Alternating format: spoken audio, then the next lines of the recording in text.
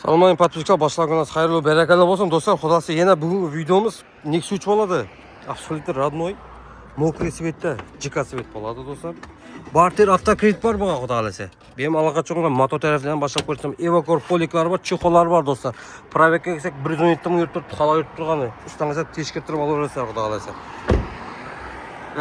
Akşam diski koydu 3.800.000 mi sonra diski balonunu aldı Cobalt'tan neyken diski balonu 3.800.000 mi sonra aldı bana. Time maşası nudep tuttu maşa çot ki tuttu bana dostlar. Yaraş tuttu bu svetke. Az akümülatör aldı bana paket. Paket akümülatör bana. Yani çizgiler aldı. Abi sistema mezatı var fulles. Time machine, barter, автокредит var. Бағасы 96 milyon som dep turibdi. 96 milyon som қатып қалған баға емес, келісіледі достар. Barter, автокредит азырақ етер етіп bize қарашып тұрады. Ода қалайса кредиттен шығарып бере береді.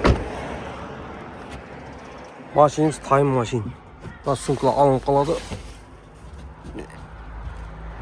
Метан газлары бар. Fulles зор састан тұрды.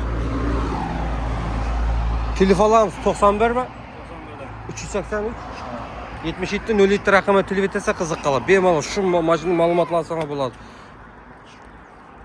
Ne ko'rinishlari.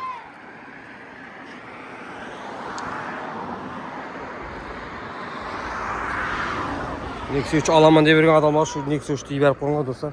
Kim kanalga yangi bo'lsa obuna bo'linglar. Bir like bosishni unutmang do'stlar. Xalasan og'i, xalasan jibis мокрый свет, автомат коробка, механик. Телевизор.